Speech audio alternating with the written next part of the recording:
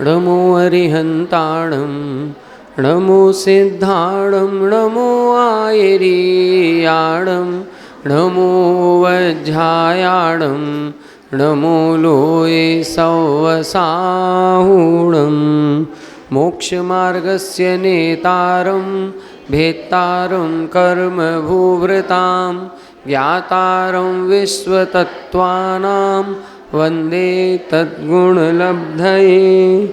1008 श्री मूलनायक नेमिनाथ भगवान की जय। द्वासांग जनवाणी माता की जय। आचार्य श्रेष्ठ आचार्य गुरुवर श्री 108 उमा स्वामी जी महाराज की जय। आचार्य श्रेष्ठ आचार्य गुरुवर श्री 108 विद्यासागर जी महाराज की। आचार्य श्रेष्ठ आचार्य गुरुवर श्री 108 समय सागर जी महाराज की। तीर्थ चक्रवर्ती जगत पूज्य निर्यापक श्रमण मुनि पुंगव श्री 108 सुधा सागर जी महाराज की। समस्त मुनि संघ की जय। तीसरे अध्याय में 32 सूत्र तक हो गया था अपना। अभी अपन ने सुबह जो पढ़े थे उसमें काल का परावर्तन देखा था। काल का परावर्तन 6 कालों के माध्यम से होता है और उत्सर्पणी अवसर्पणी के अंदर होता है। उत्सर्पणी के भी 6 काल, अवसर्पणी के भी 6 काल। अवसर्पणी में 6 कालों के माध्यम से ह्रास होता है और उत्सर्पणी में वृद्धि होती है। ये वृद्धि ह्रास किस में होगा? मनुष्यों की आयु में, उनके शरीर की अवगाहना में और उनके शरीर की शक्ति या आहार करने का जो क्रम है उसमें। फिर इसके बाद अपन ने ये देखा था कि ये जो काल का परावर्तन है इसको हम जम्बूद्वीप में कैसे घटित करें। तब इधर इन्होंने जो सूत्र लिखा था, पहले सूत्र में तो बताया कि ये जो 6 काल का परावर्तन है ये तो भरत और ऐरावत क्षेत्र में ही होता है, वहाँ के आर्यखंड में, शेष जगह नहीं होता। फिर शेष जगह क्या होता है? तो इन्होंने लिखा था ताभ्याम अपरा भूमियों अवस्थिता, कि इन दोनों भूमियों के बाहर जो भी भूमियाँ हैं वो अवस्थित हैं, उनमें काल का परावर्तन नहीं होता। फिर उधर क्या होगा? उधर का जो काल है वो फिक्स है, उनमें परिवर्तन नहीं होगा, जो है वही हमेशा रहता है। कहाँ कैसा होगा? तब इधर इन्होंने सूत्र लिखा था 1 2 त्रिपल्योपम स्थितियो हैमवतक हारिवर्षक दैव कुर्वका। जो हेमवत क्षेत्र वाले हैं, हरिवर्ष क्षेत्र वाले हैं और देवकुरु क्षेत्र वाले हैं, इनमें क्रमशः 1 पल्य की, 2 पल्य की अथवा 3 पल्य की आयु होती है। अपन सभी ये जानते हैं कि जो 6 काल का परावर्तन था उसमें 3 पल्य की आयु पहले काल में होती है, 2 पल्य की आयु दूसरे काल में होती है और 1 पल्य की आयु तीसरे काल में होती है। तो अब अपन को वही काल का परावर्तन लगा लेना है। 3 पल्य की आयु कहाँ बताई? देवकुरु में। तो देवकुरु और उत्तर कुरु जो क्षेत्र होगा उसमें पहला काल का परावर्तन होता है, मतलब हमेशा पहला काल रहेगा। पहले काल के प्रारंभ की जो स्थिति है वो स्थिति हमेशा रहेगी। वहाँ पर देवकुरु उत्तर कुरु में हमेशा 3 पल्य की आयु वाले मनुष्य होंगे, 3 कोष की अवगाहना वाले होंगे और जो आहार लेंगे वो 3 दिन के अंतराल में लेंगे। दूसरा अपन ने क्या देखा? हेमवत क्षेत्र में 2 पल्य की आयु है। तो हेमवत नहीं, हरि क्षेत्र में, हरि क्षेत्र में 2 पल्य की आयु। इसका मतलब हरि क्षेत्र में दूसरा काल होगा, मध्यम भोग भूमि होगी। और मध्यम भोग भूमि होने से यहाँ पर 2 पल्य की आयु, 2 कोष का शरीर और 2 दिन के अंतराल से भोजन होगा। हेमवत क्षेत्र में 1 पल्य की आयु है, इसका मतलब इधर जघन्य भोग भूमि है, तीसरा काल होता है। ये 3 क्षेत्रों का वर्णन करने के बाद फिर सूत्र लिखा था तथोत्तराः। तथोत्तरा का मतलब उत्तर दिशा में जो क्षेत्र बताए हैं उनमें इसी तरह से लगाना है। हेमवत क्षेत्र का परावर्तन के समान ही हैरण्यवत क्षेत्र में होगा, हरि क्षेत्र के समान रम्य क्षेत्र होगा और देवकुरु के समान उत्तर कुरु होगा। तो देवकुरु उत्तर कुरु की व्यवस्था समान है, पहला काल है। हरि क्षेत्र और रम्य क्षेत्र की व्यवस्था समान है, दूसरा काल है। हेमवत क्षेत्र और हिरण्यवत क्षेत्र की व्यवस्था समान है, तीसरा काल होता है। फिर इसके बाद प्रश्न हुआ कि ये जो देवकुरु उत्तर कुरु को छोड़ के जो शेष विदेह क्षेत्र है वहाँ क्या स्थिति होगी? तब इधर इन्होंने लिखा था विदेहेषु संख्ये कालाः, जो विदेह क्षेत्र हैं उनमें संख्यात वर्ष की आयु होती है। संख्यात वर्ष कितना होता है? 1 पूर्व कोटि, मतलब 1 करोड़ पूर्व की आयु को संख्यात वर्ष की आयु कहा जाता है। 1 करोड़ पूर्व में कितने वर्ष हो जाएंगे? तो बताया था 84 लाख वर्षों का एक पूर्वांग होता है, 84 लाख पूर्वांग का एक पूर्व होगा। ऐसे 1 करोड़ पूर्व मतलब 84 लाख मल्टीप्लाई 84 लाख मल्टीप्लाई 1 करोड़। अब इतना जितना भी निकलेगा, कोड़ा कोड़ी कर सकते हैं, बन जाएगा जब तक उतना। अब उसको काउंटिंग करेंगे तो पता चलेगा कितना कोड़ा कोड़ी हो रहा है, हो जाएगा। तो इस तरह से 7056 ये अंक निकलेंगे। इसके आगे 17 बार 00000 रखना है। जितने वर्ष होंगे उतने वर्ष की आयु चौथे काल के प्रारंभ में होती है। ठीक है? कौन सा? ये आयु का 84 लाख वर्ष का एक पूर्व। देखिए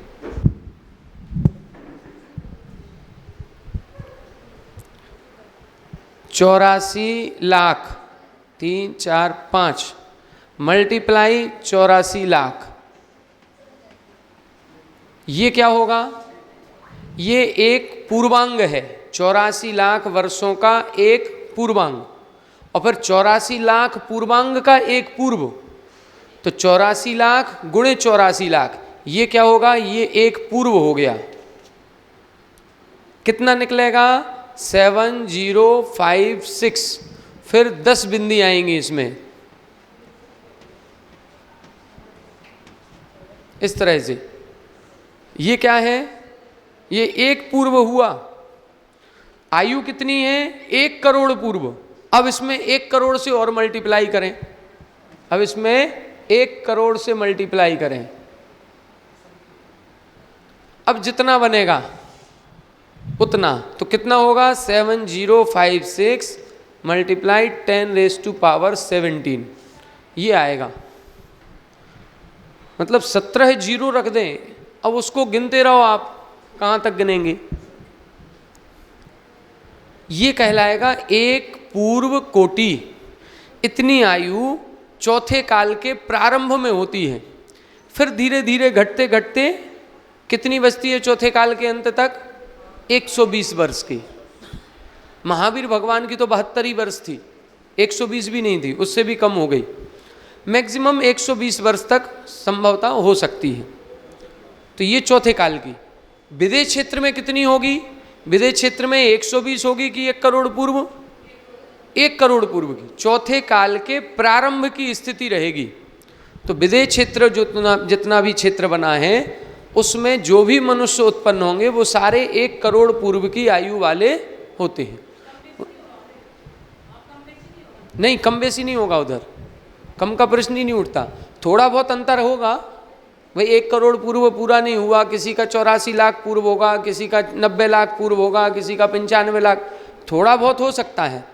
लेकिन इतना ज़्यादा नहीं होगा कि किसी के बिल्कुल हजारों में ही संख्या आ गई, उतना नहीं होगा।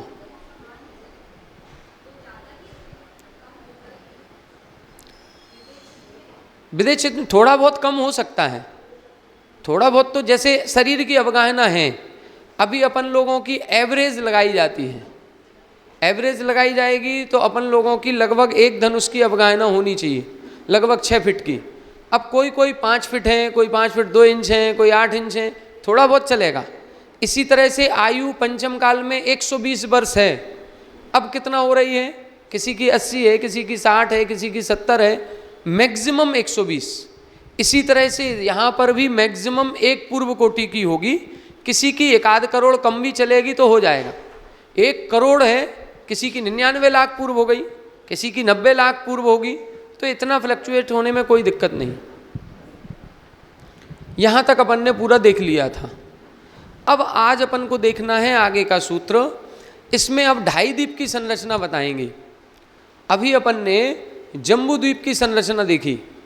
जम्बू द्वीप की संरचना में क्या क्या देखा?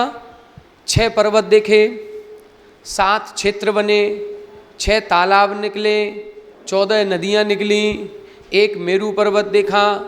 तो ये सारी स्थितियाँ अपन ने जम्बू द्वीप में देखी। अब धातकी खंड में और पुष्करार्ध में क्या होगा? तब अगला सूत्र उन्होंने लिखा है द्विर्धातकी खंडे। द्विर्धातकी खंडे, धातकी खंड द्वीप जो है उसमें द्वि का मतलब दुगना लगाना है। जितनी संरचना जम्बू द्वीप में है उससे दुगनी संरचना धातकी खंड में होगी। दुगनी का मतलब इधर 6 पर्वत थे तो उधर कितने हो जाएंगे? 12। यहाँ पर 7 क्षेत्र थे तो उधर कितने होंगे? 14। यहाँ 1 मेरू था तो वहाँ कितने होंगे? 2 मेरू। यहाँ 14 नदियाँ थीं तो वहाँ कितनी होंगी? 28 नदियाँ। अब इनको कैसे निकालेंगे? इनको निकालने का तरीका देखना है। अब जम्बू द्वीप अपन थोड़ा सा छोटा बनाएंगे और छोटा कर देते हैं। ये अपना लवण समुद्र बन गया, ठीक है। इसमें अपन क्या बनाए थे? ये हिमवन पर्वत, महाहिमवन पर्वत, निषद, नील, रुक्मी, शिखरिन, ठीक है। अब ये लवण समुद्र आ गया। लवण समुद्र के बाहर अब ये अपन ने एक ये बनाया, ये अपना धातकी खंड द्वीप है, ठीक है। अब इस धातकी खंड में दुगनी रचना बनानी है। कैसे बनेगी? अब इसके लिए क्या करेंगे? यहाँ पर ठीक बीचों बीच एक पर्वत आ जाता है और एक पर्वत ठीक यहाँ पर आएगा।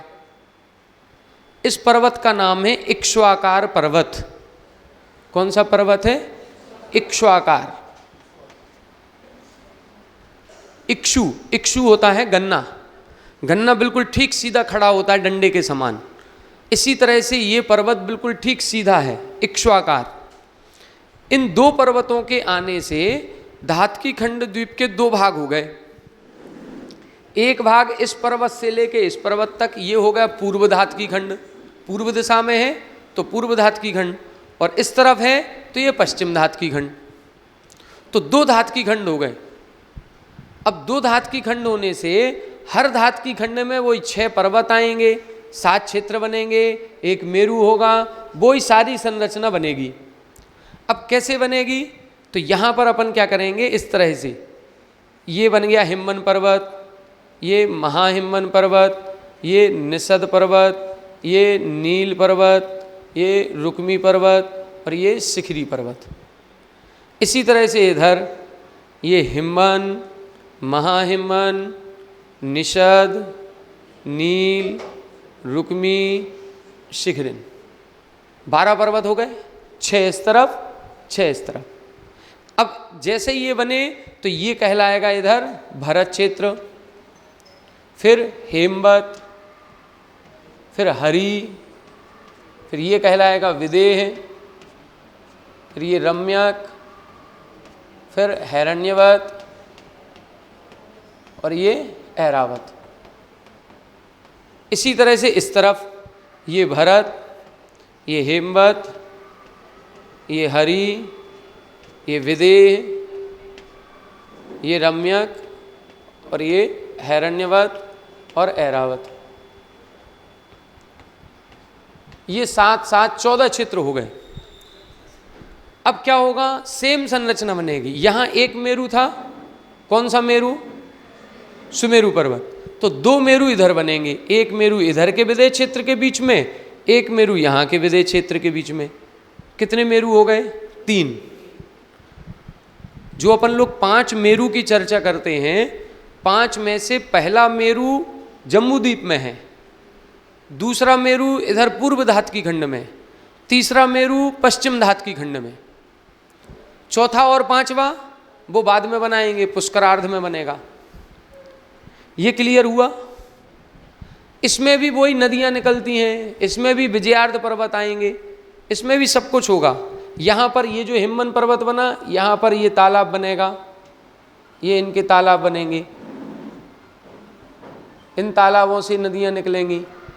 अब इसमें होगा क्या, केवल इसमें अंतर इतना आएगा, यहाँ जो नदियाँ थीं जम्बू द्वीप की, वो दोनों तरफ लवण समुद्र में मिल रही थी।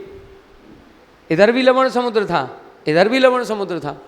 धातकी खंड में ऐसा नहीं होगा, क्योंकि धातकी खंड में जो नदी पश्चिम दिशा की ओर जाएगी वो लवण समुद्र में मिलेगी, और जो पूर्व दिशा में जाएगी वो कालोदधी समुद्र में मिलेगी, क्योंकि दूसरी तरफ दूसरा समुद्र है।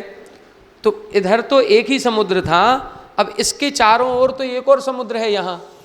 तो ये जो समुद्र बनेगा, यहाँ की जो नदी निकलेगी वो इस तरह से निकलेगी, ये तो ये वाली इधर चली गई और ये वाली नदी इधर की यहाँ चली गई। तो एक नदी लवण समुद्र में मिलेगी, एक कालो समुद्र में मिलेगी। इस तरह से ये नदियाँ निकलेंगी। क्लियर हो रहा?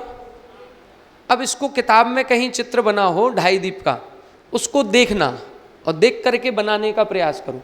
कठिन कुछ भी नहीं है। सेम अपन ने ये जैसे साइकिल होती है उसमें तीलियाँ होती हैं, उन तीलियों के समान ये पर्वत बना दिए, हिमवन, महाहिमवन, निषद, नील, रुक्मी, शिखरिन। इन पर तालाब बनेंगे, तालाब से नदियाँ निकलेंगी। अब ये एक नदी इस तरफ जाएगी और एक नदी इस तरफ आ गई, तो ये भरत क्षेत्र के इधर बीच में ये विजयार्ध पर्वत होगा। तो ये 6 खंड फिर बन गए इधर, 1 2 3 4 5 6। इधर 2 नदी निकलेंगी, गंगा सिंधु। तो गंगा सिंधु इधर हो गई भरत क्षेत्र की, एक ऊपर निकल गई है हेमवत क्षेत्र में रोहितास्या। जैसा जम्बू द्वीप में किया था सेम वैसा ही करना है। बस ये है कि यहाँ थाली के आकार का था, यहाँ चूड़ी के आकार का है। तो यहाँ चूड़ी के आकार में उस तरह से नदियाँ निकलेंगी। लेकिन पूरी यहाँ 14 नदियाँ थीं, तो यहाँ भी 14 निकलेंगी और इस तरफ भी 14 निकलेंगी। अब यहाँ की नदी जो थी ये 14 हजार नदियाँ इसमें मिल रही थी, तो यहाँ पर भी ये 14 हजार नदियाँ इसमें मिलेंगी और इसमें भी 14 हजार नदियाँ मिलेंगी।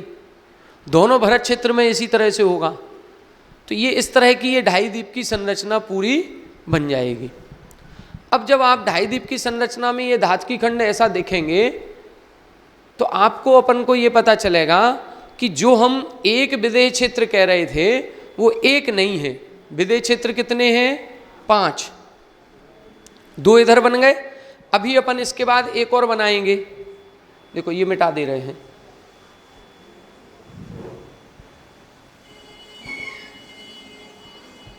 अब क्या करेंगे, इसके बाद ये बनेगा एक समुद्र अपना। कौन सा समुद्र है? कालोदधी समुद्र। ठीक है। इस कालोदधी समुद्र के बाद ये बनेगा अपना पुष्करार्ध, मतलब मानसोत्तर पर्वत बना रहे हैं अपन। अब इसमें भी उसी तरह से ये इक्ष्वाकार पर्वत था, यहाँ पर भी एक इक्ष्वाकार पर्वत आएगा, यहाँ पर भी ये इक्ष्वाकार पर्वत आया। तो आधा पुष्करार्ध इधर और आधा पुष्करार्ध इधर। ये पूर्व पुष्करार्ध कहलाएगा, ये पश्चिम पुष्करार्ध कहलाएगा। सेम इसी तरह से यहाँ पर भी पर्वत निकलेंगे। ये हिमवन पर्वत, ये महाहिमवन पर्वत, ये निषद, ये नील, ये रुक्मी और ये शिखरिन। फिर इधर भी ये हिमवन, महाहिमवन, निषद, नील, रुक्मी और शिखरिन। यहाँ पर भी वही तालाब बन जाएंगे। ये पद्म तालाब, ये महापद्म तालाब, ये तिगिंच तालाब, ये केसरी, ये महापुंडरीक और इधर ये पुंडरीक। यहाँ से भी वही नदियाँ निकलेंगी। अब एक मेरू इधर था, एक यहाँ के विदेह क्षेत्र में हुआ, अब एक मेरू यहाँ बनेगा और एक मेरू यहाँ बनेगा। कितने मेरू पर्वत हो गए? 5। तो 5 मेरू पर्वत में एक जम्बूद्वीप में है, एक पूर्व धातकी खंड में, एक पश्चिम धातकी खंड में, एक पूर्व पुष्करार्ध में, एक पश्चिम पुष्करार्ध में। ऐसे ये 5 मेरू बनेंगे।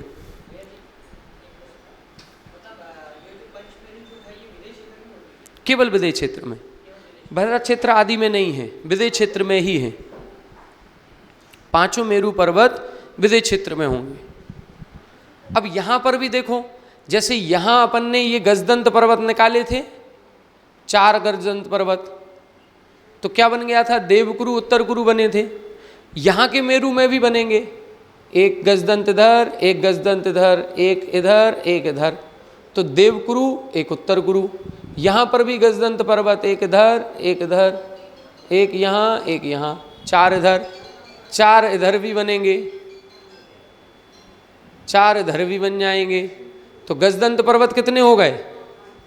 गजदंत पर्वत कितने हो गए? 20। 4 इसमें, 4 इसमें, 4 उसमें, पांचों में 4 4 बनेंगे, 20 गजदंत पर्वत हो गए। मेरु पर्वत कितने हो गए? 5। ये जो हिम्मन महाहिम्मन पर्वत हैं, इनको बोलते हैं कुलाचल। इनको क्या बोलते हैं? कुलाचल। तो ये कुलाचल पर्वत कितने हो गए? कुल टोटल 30। 6 जम्बूद्वीप में, फिर 6 इधर, 6 इधर, 6 इधर और 6 इधर, 30 पर्वत हो गए। कुलाचल पर्वतों की संख्या 30। भरत क्षेत्र कितने हैं? 5। विदेह क्षेत्र कितने हैं? 5। विजयार्ध पर्वत कितने हैं? विजयार्ध पर्वत देखो, एक विदेह इधर बनाया था भरत क्षेत्र में, एक इधर ऐरावत क्षेत्र में बनाया था। तो जब एक भरत क्षेत्र में एक है, तो 5 भरत क्षेत्र के कितने होंगे? 5। 5 ऐरावत क्षेत्र के कितने होंगे? 5। कितने हो गए? 10। अब विदेह क्षेत्र जो है, इस विदेह क्षेत्र में 32 नगरियां बनती हैं। कितनी बनेंगी? 32। और हर नगरी में एक विजयार्ध पर्वत होगा। हर नगरी में एक विजयार्ध पर्वत। जब एक विदेह क्षेत्र में 32 नगरी, एक विदेह क्षेत्र में 32, तो 5 विदेह क्षेत्र में कितने? 32 × 5 कितना? 160। 160 हो गया। हर नगरी में एक विजयार्ध पर्वत, तो विजयार्ध पर्वत कितने हो गए? 160 विजयार्ध पर्वत विदेह क्षेत्र के, और 5 भरत क्षेत्र के, 5 ऐरावत क्षेत्र के, 170 विजयार्ध पर्वत होंगे। आर्यखंड कितने होंगे? जितने विजयार्ध पर्वत उतने ही आर्यखंड, क्योंकि जो अपन ने भरत क्षेत्र में किए थे, एक विजयार्ध पर्वत है, एक आर्यखंड है।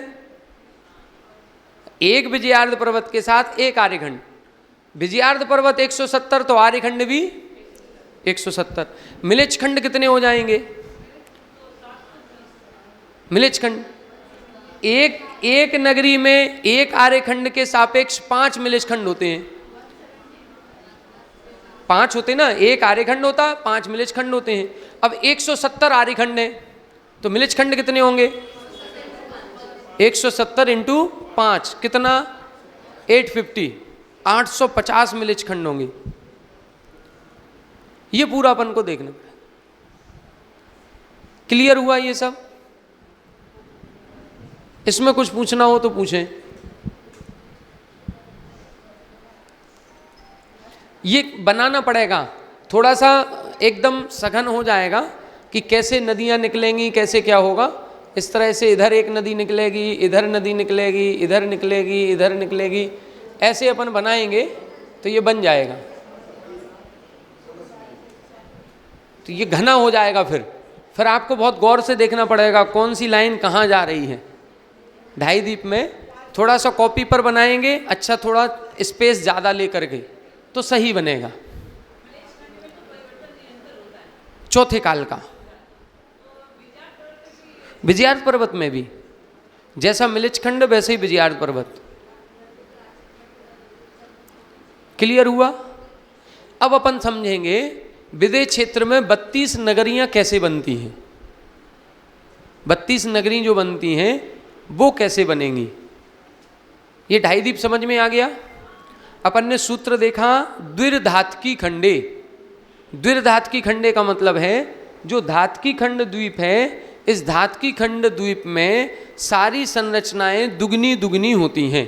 जितनी जम्बू द्वीप में थी उससे दुगनी संरचना धातकी खंड में होती है। क्लियर हो गया? अगला सूत्र क्या है? पुष्करार्धे च। पुष्करार्धे च यहां बता रहे हैं पुष्करार्ध में भी उतनी ही है। उतनी कितनी? जितनी धातकी खंड में, धातकी खंड के बराबर पुष्करार्ध में होगी, धातकी खंड के बराबर पुष्करार्ध में। धातकी खंड में 6 पर्वत इस तरफ और 6 पर्वत इस तरफ, 12 पर्वत थे, तो पुष्करार्ध में भी 12 पर्वत होंगे। क्लियर हुआ? धातकी खंड में 2 मेरु थे, तो पुष्करार्ध में भी 2 मेरु हो गए।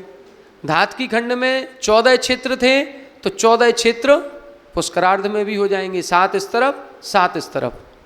कुल 5 भरत, 5 ऐरावत, 5 विदेह, 5 सभी हो जाएंगे, 5 देवगुरु, 5 उत्तर गुरु, सब। क्षेत्रफल तो और कई गुना होगा, डबल नहीं होगा, डबल नहीं होना है, क्षेत्रफल और बड़ा होगा। क्यों बड़ा होगा? क्योंकि इससे दुगना समुद्र है, समुद्र से दुगना ये क्षेत्र बनेगा, समुद्र से और दुगना बन रहा है, फिर इससे दुगना फिर ये समुद्र है, और इस समुद्र से दुगना ये होगा, तो क्षेत्रफल और ज्यादा निकलेगा। डबल नहीं कहेंगे, और ज्यादा होगा। अब जो मैथमेटिक्स वाले हों वो निकालें, समुद्र को लेके डबल डबल है, क्योंकि ये विस्तार यहां से यहां तक बढ़ रहा है, उसी हिसाब से इसकी परिधि भी बढ़ेगी, क्योंकि ये बढ़ेगा तो परिधि भी बढ़ेगी। परिधि बढ़ने के बाद फिर ये राउंड में इसका क्षेत्रफल निकाला जाएगा, तो एरिया निकालना थोड़ा सा टफ होगा, क्योंकि राउंड में है सारा। सबसे कम जम्बूद्वीप का 1 ही लाख योजन है।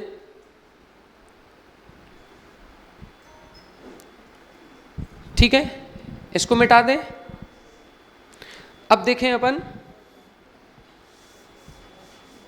विदेह क्षेत्र।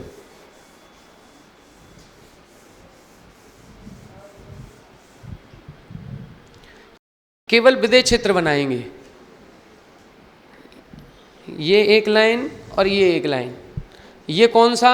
ये एक निषद पर्वत और एक नील पर्वत, ये अपना राउंड सा बनेगा जम्बूद्वीप का। ये अपन ने क्या बनाया है? विदेह क्षेत्र। ये निषद पर्वत है, इसके नीचे बाकी क्षेत्र बनेंगे। ये नील पर्वत है। निषद पर्वत पर कौन सा तालाब है? तिगिंच। और नील पर्वत पर केसरी तालाब। इधर कौन सा पर्वत है बीचों बीच? मेरु पर्वत। इस मेरु पर्वत से ये कौन से पर्वत निकल रहे हैं? गजदंत पर्वत। ठीक है, यहां से कौन सी नदी निकलेगी?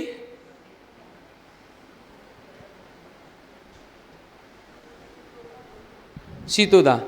यहां से कौन सी नदी निकलेगी? ये सीता। ये इस तरह से विदेह क्षेत्र बन गया। विदेह क्षेत्र के कितने पार्ट हो गए? एक तो देवकुरु और उत्तर कुरु, ये तो अलग हो गया। इसके बाद एक पार्ट ये है, एक ये है, एक ये है और एक ये है। ये 4 पार्ट हो गए एक विदेह क्षेत्र के। अब अपन क्या करेंगे? यहां से यहां तक एक लाइन खींच देते हैं, एक लाइन यहां से यहां तक की आएगी। ये जो बीच में एरिया बना है देवकुरु के अलावा, यहाँ पर ये बीच में वन क्षेत्र है, जंगल टाइप का है, यहाँ कोई भू नहीं है। हाँ, तो नदी जा रही है ना यहाँ से। नहीं, विभाजन से कोई विशेष फर्क नहीं पड़ेगा, पड़ता हो तो पता नहीं है, लेकिन निकलती है यहीं से। और फिर इसके गजदंत पर्वत के नीचे बीच में गुफा बनी है, उस गुफा से होते हुए फिर बाहर निकलती है। गुफा से निकल के फिर बाहर निकलती है। ये गज दंत, गज का मतलब होता है हाथी और दंत का मतलब दांत। हाथी का दांत जैसा कर्व लिए हुए है, थोड़ा सा गोल है, यहाँ से ये हल्का सा कर्व हो गया, तो हाथी के दांत के समान होता है, इसीलिए इसका नाम भी गजदंत है। हालांकि इन चारों गजदंत के नाम 4 अलग अलग हैं, वो 4 अलग अलग नाम जरूर हैं, लेकिन इनको कहते गजदंत पर्वत हैं। जैसे अपन इन 5 मेरु पर्वत बोलते हैं, 5 के नाम अलग हैं, सुदर्शन मेरु, विजय मेरु, अचल मेरु, मंदर मेरु, बिंदुलमाली। तो ये 5 अपन नाम अलग अलग हैं। इसी तरह गजदंत पर्वत के भी 4 पर्वतों के नाम 4 अलग अलग हैं, मिल जाएंगे किताबों में, याद नहीं किए हमने, जरूरत ही नहीं पड़ी, नहीं किए। ठीक है, अब यहाँ पर देखें, यहाँ पर भी एक तरह से ये बाउंड्री वाल आ जाती है, यहाँ पर भी ये वन क्षेत्र है। अब ये अपने पास बिल्कुल फ्रेश दो पार्ट आ गए, एक ये एक ये। एक पार्ट के बारे में समझते हैं। इसमें क्या होगा, ये कौन सी नदी है, सीतोदा। यहाँ से 3 नदियाँ आती हैं और 4 पर्वत आते हैं। कितनी, 3 नदी और 4 पर्वत। पर्वत को थोड़ा अपन ऊंचा उठा देंगे, जैसे एक पर्वत आ गया, फिर एक नदी आई, फिर एक पर्वत आ गया, फिर एक नदी आई, फिर एक पर्वत आ गया, फिर एक नदी आई, फिर एक पर्वत आ गया। तो ऐसे 4 पर्वत हैं, 1 2 3 4, 3 नदी हैं, 1 2 3। इनसे कितने भाग हो गए, 1 2 3 4 5 6 7 8, ये 8 भाग हो गए। ये 8 नगरियां हैं और एक एक नगरी अपने यहाँ का जो भरत क्षेत्र है इससे कई गुना ज़्यादा बड़ी हैं। ये छोटी सी नगरी नहीं है, अपना जो भरत क्षेत्र है इस भरत क्षेत्र से कई गुना ज़्यादा होंगे, क्योंकि भरत क्षेत्र से पूरा विदेश क्षेत्र 64 गुना ज़्यादा था। भरत क्षेत्र से विदेश क्षेत्र 64 गुना ज़्यादा है। यहाँ ये 32 नगरियाँ बनेंगी। तो इधर ये जो 4 पर्वत आए हैं, इन पर्वतों को बोलते हैं वक्षारगिरी। इन पर्वतों को क्या बोलते हैं, वक्षारगिरी। और इन नदियों को क्या बोलते हैं, विभंग नदी। विभंग नदी। क्लियर हुआ? कितनी नगरी बन गई, 8। इसी तरह से 8 यहाँ भी बनेंगी। यहाँ पर भी एक पर्वत आएगा, फिर एक ये नदी रहेगी, फिर एक पर्वत आएगा, फिर एक नदी होगी, फिर एक पर्वत आएगा, फिर एक नदी होगी, फिर एक पर्वत आएगा। तो 8 इधर भी हो गए, 1 2 3 4 5 6 7 8। ये 4 पर्वत हो गए। ये भी कौन से हैं, वही वक्षारगिरी। तो कुल वक्षारगिरी कितनी हो गई, 8 इधर, 4 इधर, 4 इधर, सेम इधर भी बनेंगी, 4 इधर और 4 इधर। कितनी वक्षारगिरी हो गई, 16 वक्षारगिरी हो जाएंगी। विभंग नदी कितनी हो गई, 3 एक पार्ट में है, तो चारों पार्ट में 12 विभंग नदी हो जाएंगी। अब ये जो एक बना है, एक नगरी, ध्यान से, ये जो एक नगरी बनी है, इस एक नगरी में 6 खंड बनेंगे, 5 मिलिच खंड, 1 आर्य खंड। यहाँ पर भी गंगा और सिंधु नदी निकलेगी, यहाँ पर भी विजयार्ध पर्वत बनेगा, तभी तो 6 खंड बनेंगे। तो यहाँ पर क्या होगा, ये 2 डॉट रख दें अपन, ये 2 कुंड बने हैं, इन 2 कुंड से एक नदी निकलेगी, ये इस तरह से, एक गंगा नदी और दूसरी निकलेगी ये सिंधु नदी। ये दोनों इस कुंड से निकलती हैं, कुंड से निकल करके इस सीतोदा नदी में मिल जाएंगी। सीतोदा नदी जा करके इधर लवण समुद्र में मिल जाएगी। तो 2 नदियां निकालने से ये 3 पार्ट हो गए इसके। बीच में एक ये विजयार्ध पर्वत आ गया, विजयार्ध पर्वत आने से 3 नीचे पार्ट होगा और 3 ऊपर पार्ट हो गए। तो ऐसे 6 खंड बनेंगे। इन 6 खंडों में 1 आर्य खंड और 5 मिलिच खंड। यहाँ पर जो तीर्थंकर होते हैं, जो महापुरुष होते हैं, वो सब आर्य खंड में होंगे। यहाँ जो चक्रवर्ती होगा वो पूरे 6 खंड का अधिपति होगा। तो जैसी व्यवस्था फिर अपने भरत क्षेत्र की है, बिल्कुल वैसी व्यवस्था यहाँ विदेश क्षेत्र की हर एक नगरी में होगी। यहाँ पर भी जैसे अपने यहाँ तीर्थंकर होते हैं, ऐसे ही यहाँ पर भी तीर्थंकर होते हैं। हमने बताया था यदि कम से कम तीर्थंकर होगा तो इन 8 नगरियों का मिलाकर के कहीं ना कहीं किसी ना किसी नगरी में एक तीर्थंकर तो होगा ही होगा। ये जो पार्ट बना है इस 8 नगरियों को मिला करके हो सकता है 2 नंबर की नगरी में हो सकता है 8 नंबर की नगरी में हो, कहीं ना कहीं एक तीर्थंकर तो होगा ही होगा।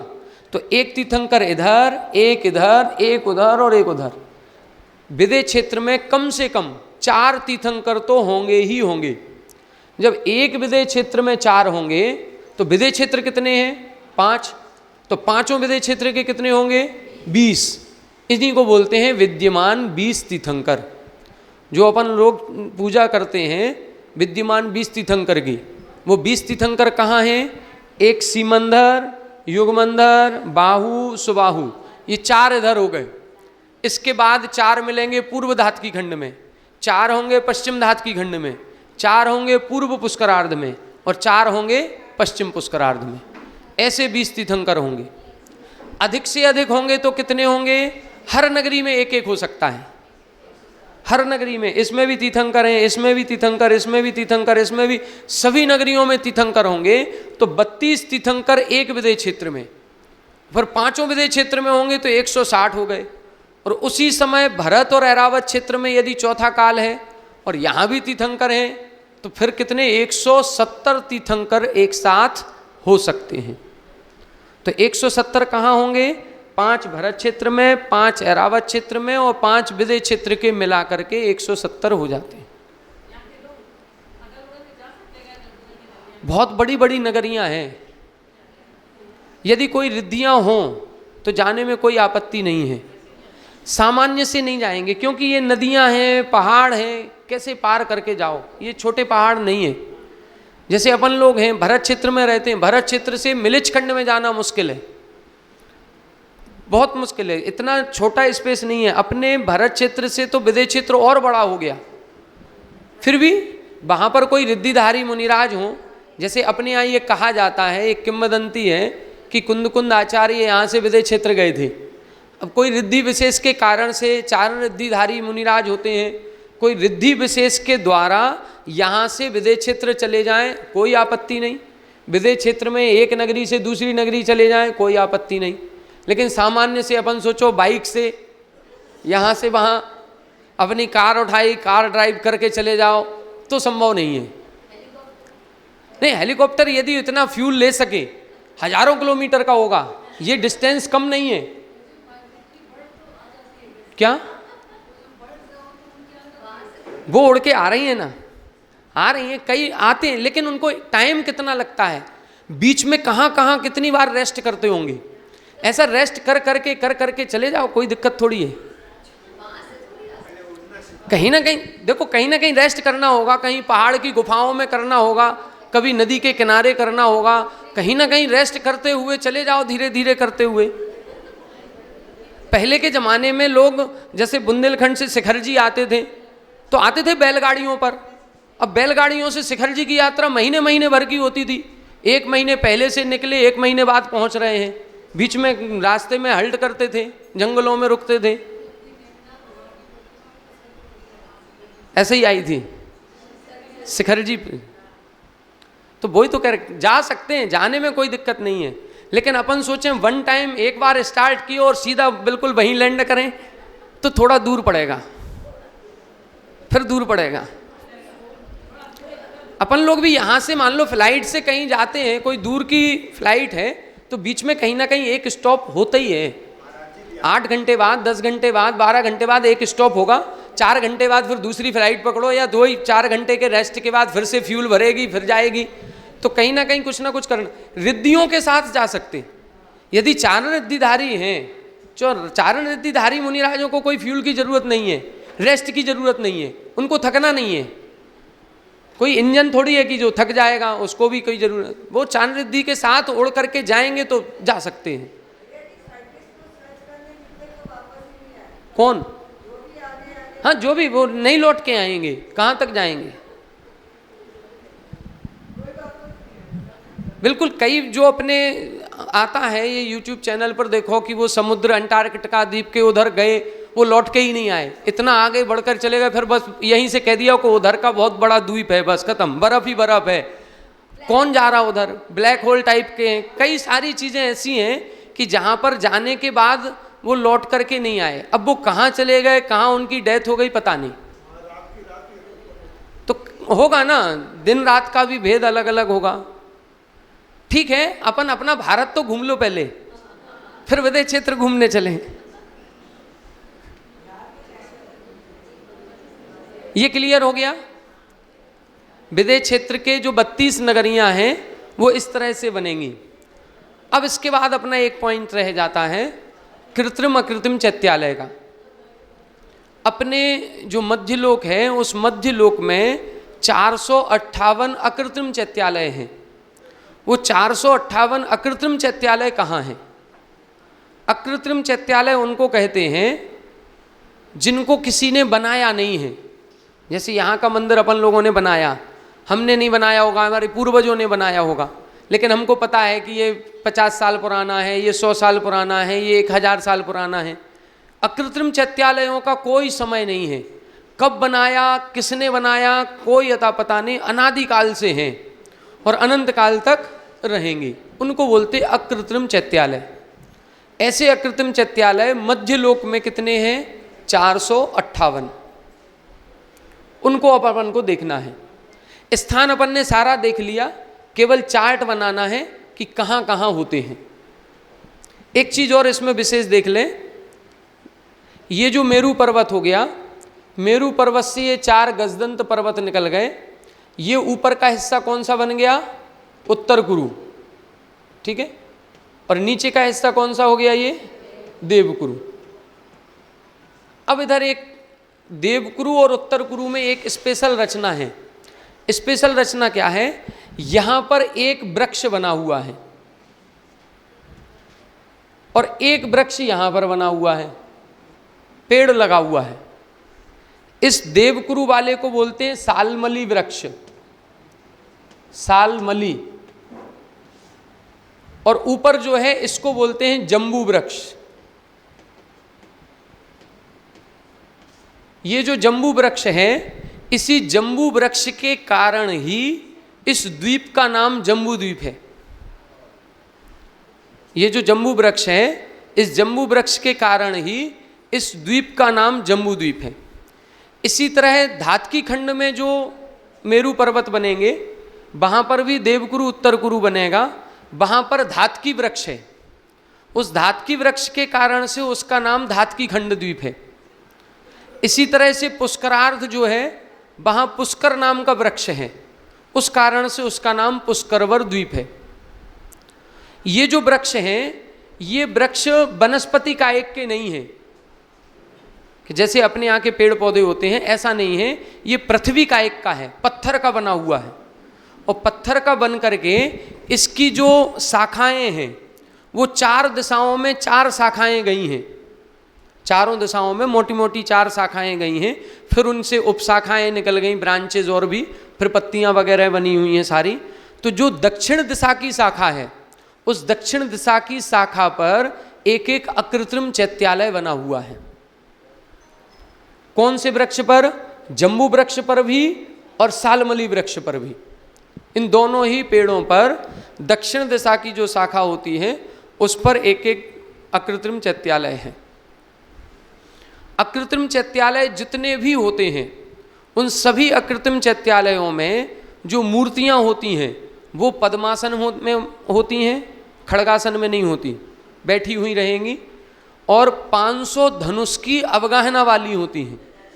कितनी बड़ी प्रतिमा होगी? 500 धनुष की अवगाहना वाली एक प्रतिमा। और ऐसी 108 प्रतिमाएं होती हैं हर मंदिर में। एक अकृत्रिम चैत्यालय है तो उस एक अकृत्रिम चैत्यालय में 500 धनुष की अवगाहना वाली पद्मासन 108 प्रतिमाएं होती हैं। एक एक शाखा में एक एक अकृत्रिम चैत्यालय। कौन सी शाखा होगी? दक्षिण दिशा वाली, बाकी 3 शाखाओं में नहीं है। कौन सी प्रतिमा? हाँ, ऐसे पाषाण की होती है जिसमें विशेष कांति होती है। उनके भी जैसे अपन वो पढ़ते हैं ना, नंदीश्वर की जयमाल, उसमें आता है नख मुख नयन श्याम अरु श्वेत हैं। तो वहाँ का पाषाण ऐसा है कि जहाँ आँख बनी है वहाँ अपने आप काला रंग है, वहाँ जहाँ ये बाल का आना है वहाँ अपने आप वहाँ पत्थर ही काले रंग का है, जहाँ होंठ बनने हैं वो अपने आप पत्थर ही वहाँ का रत्न जो है वो गुलाबी रंग का है। ऐसा लगता है जैसे साक्षात कोई इंसान बैठा हुआ है। इस तरह की सुंदर प्रतिमाएं हैं, प्रतिमाएं ऐसी हैं। नहीं, बनाया किसी ने नहीं है, बस यही तो अकृत्रिम है। अकृत्रिम प्रतिमाओं को भी किसी ने नहीं बनाया, उन मंदिरों को भी किसी ने नहीं बनाया। अपन सोचे देवताओं ने बनाया, नहीं, उन्होंने भी नहीं बनाया। कब से हैं? अनादिकाल से, इसीलिए उनको अकृत्रिम बोलते हैं। अब देखें, अपन 458 अकृत्रिम चैत्यालयों के नाम लिखते हैं। कौन से चैत्यालय कहाँ पर हैं, लिख दे, 5-7 मिनट लिख लेते हैं।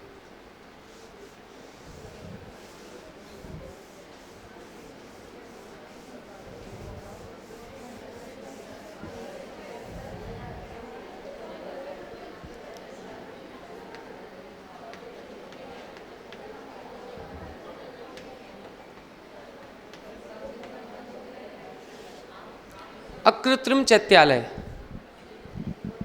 देखें अपन ध्यान से। सबसे पहले अपन ने कौन से पर्वत बनाए थे? कुलाचल पर्वत। कुलाचल पर्वत कौन से होते हैं? हिमवन, महाहिमवन, निषद, नील, रुक्मी और शिखरिन। ये 6 पर्वतों को हम कुलाचल पर्वत कहते हैं। इन 6 पर्वतों के ऊपर एक एक अकृत्रिम चैत्यालय होता है। अब ये पर्वत कितने हैं? 30। 6 तो हैं जम्बूद्वीप में, 12 हैं धातकी खंड में और 12 होंगे पुष्करार्ध में। तो कुलाचल पर्वत कितने हो गए? 30। ठीक है। फिर इसके बाद एक पर्वत अपन ने देखा था विजयार्ध पर्वत। विजयार्ध पर्वत कितने हैं? 170। भरत क्षेत्र में 1, ऐरावत क्षेत्र में 1 और विदेश क्षेत्र की 32 नगरियों में हर नगरी में 1-1। तो जम्बूद्वीप में कितने हो गए? 34। 32 विदेश क्षेत्र के, 1 भरत क्षेत्र का, 1 ऐरावत। 34 विजयार्ध पर्वत जम्बूद्वीप में, तो 68 हो जाएंगे धातकी खंड में और 68 हो जाएंगे पुष्करार्ध में। कुल टोटल कितने हो जाएंगे? 170। ठीक है। फिर इसके बाद 5 मेरू के, एक मेरू पर्वत पर 4 वन होते हैं, भद्रसाल वन, सोमनस वन, नंदन वन और पांडुक वन। इन चारों वनों की चारों दिशाओं में एक एक अकृत्रिम चैत्यालय होता है। तो एक पर्वत पर कितने चैत्यालय होते हैं? 16। एक पर्वत पर 16, तो 5 मेरू हैं, तो 5 मेरू के कितने हो जाएंगे? 80। फिर अपन ने देखा था जहाँ मेरू पर्वत हैं उनके नीचे गजदंत पर्वत निकले हैं 4। एक मेरू पर कितने हैं? 4। तो 5 मेरू पर कितने होंगे? 20। तो इधर कितने हो जाएंगे? गजदंत पर्वत कितने हो गए? 20। यहां तक क्लियर हुआ? फिर इसके बाद अपन ने देखा था विदेश क्षेत्र में जो 32 नगरियां बनाई, इनमें बक्सारगिरी बनाई थी। एक साइड में 4 बक्सारगिरी, दूसरी साइड में 4 बक्सारगिरी। तो एक विदेश क्षेत्र में कितनी बक्सारगिरी? 16। तो फिर 5 विदेश क्षेत्र में कितनी हो जाएंगी? कितनी हो गई? 80। ठीक है। फिर इसके बाद अपन ने देखा जम्बू वृक्ष है और सालमली वृक्ष है। एक जम्बूद्वीप में 2 वृक्ष, तो धातकी खंड में 4 वृक्ष होंगे, तो पुष्करार्ध में 4 होंगे, तो कुल कितने वृक्ष हो गए? 10। तो अपन लिखेंगे जम्बू वृक्ष आदि, जम्बू वृक्ष आदि 5 और सालमली वृक्ष आदि भी 5।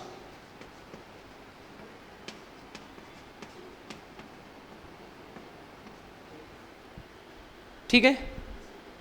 फिर इसके बाद अपन ने देखा था जो धातकी खंड द्वीप था और पुष्करार्ध द्वीप था, इसका विभाग किसने किया था? इक्ष्वाकार पर्वतों ने। तो इक्ष्वाकार पर्वत कितने हैं? धातकी खंड में एक ऊपर बना था, एक नीचे था। ऐसे पुष्करार्ध में एक ऊपर था, एक नीचे था। तो इक्ष्वाकार पर्वत कितने हैं? 4। तो इधर लिख लेंगे इक्ष्वाकार 4। फिर इसके बाद अपन ने देखा था मानसोत्तर पर्वत, जो पुष्करवर द्वीप के बिल्कुल बीचों बीच है। वो जो मानसोत्तर पर्वत है, उसके ऊपर चारों दिशाओं में 4 अकृत्रिम चैत्यालय हैं। एक पूर्व दिशा में, एक पश्चिम में, एक उत्तर में और एक दक्षिण में। चारों दिशाओं में 4 अकृत्रिम चैत्यालय हैं। तो 4 हो जाएंगे मानसोत्तर पर्वत के।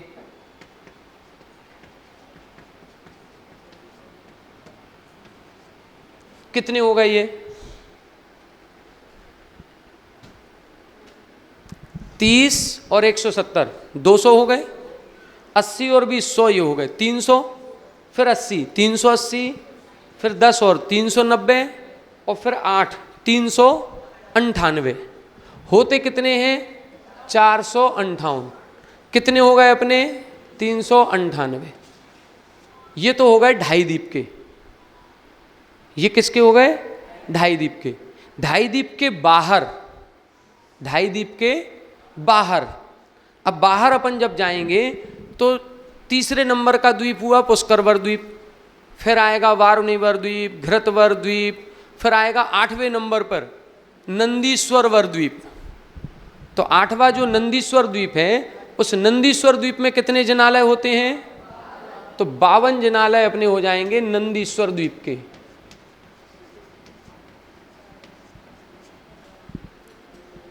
ये कौन से नंबर का द्वीप है?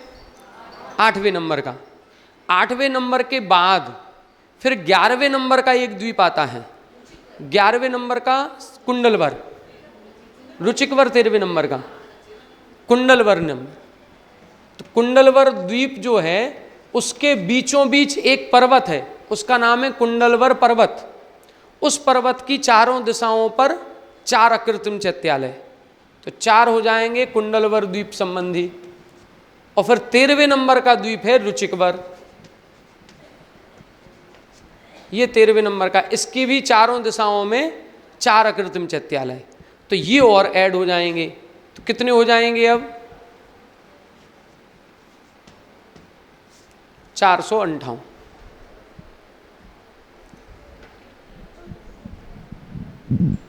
हो जाएंगे ना। 398 ये हो गए थे, 60 और मिल गए।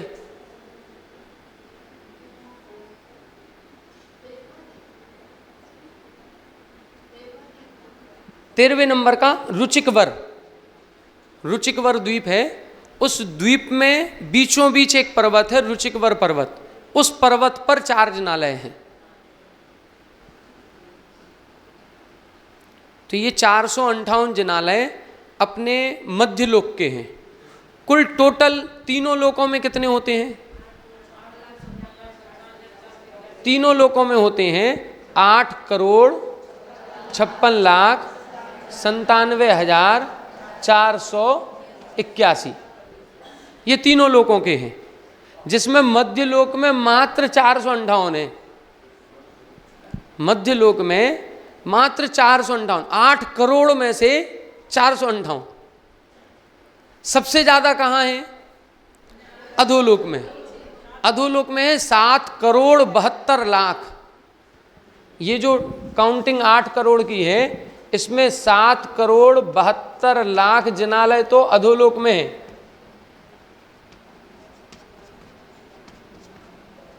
और 84,97,023 ये ऊर्ध्वलोक में है।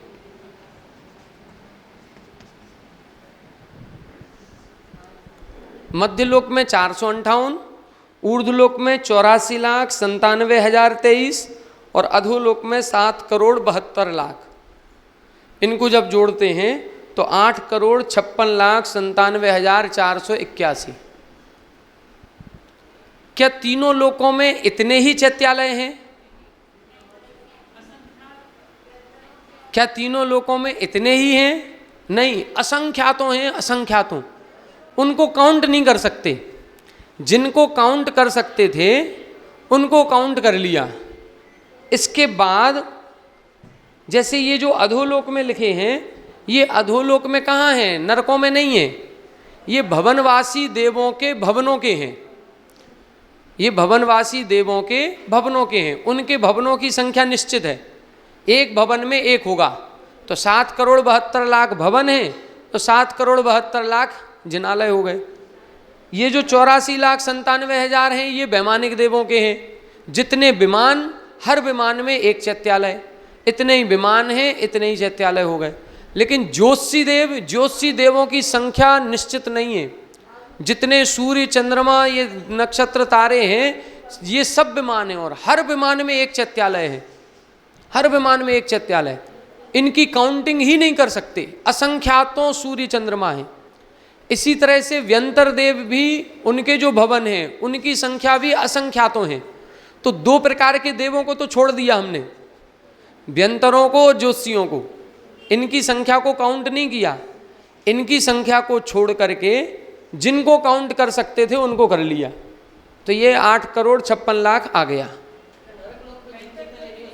नरक लोक में, अधोलोक में, नारकियों में नहीं है। नहीं, अधोलोक में है, नरकों में नहीं है। अधोलोक में जो अपन ने शुरुआत में, आप 2-3 दिन नहीं आए, उसमें बहुत कुछ चूक गए। उसमें हमने बताया था अधोलोक में 7 पृथ्वियां हैं। पहली जो रत्न प्रभा भूमि है उसके 3 भाग किए थे, खरभाग, पंकभाग, अबहुल भाग। नरक कहाँ है? अबहुल भाग में। खरभाग, पंकभाग में नरक नहीं है। और ये अकृत्रिम चैत्यालय कहाँ है? खरभाग और पंकभाग में। तो हैं तो अधोलोक में, लेकिन नरकों में नहीं है। है ना? व्यंतरों देवों के जो उपास्य जहाँ हैं, जहाँ वो उत्पन्न होते, वहाँ पर भी अकृत्रिम चैत्यालय हैं, नहीं हुए। वो भी असंख्यातों हैं। व्यंतर देवों का भी असंख्यातों हैं। हाँ, अधोलोक में नहीं है उनकी संख्या, केवल भवनवासियों की है। ये 7,72,00,000 केवल 10 प्रकार के भवनवासी देवों की है। 2 तो अधोलोक में है, बिल्कुल 2 अधोलोक में है। तो भवनवासियों को गिन लिया, व्यंतरों को नहीं गिन पाएंगे। ज्योतिषी देव मध्यलोक में है, इनको भी नहीं गिन सकते।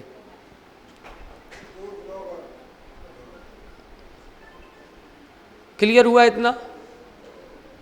आज इतना ही, शेष फिर अपन कल सुबह।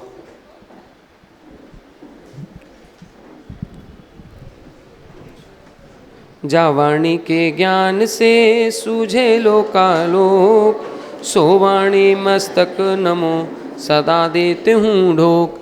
हे जिन वाणी भारती तो ही जपो दिन रैन, जो तेरो शरणाग है सो पावे सुख चैन। देव भजो अरिहंत को गुरु सेवो निर्ग्रंथ, दया धर्म पालो सदा यही मोक्ष का पन।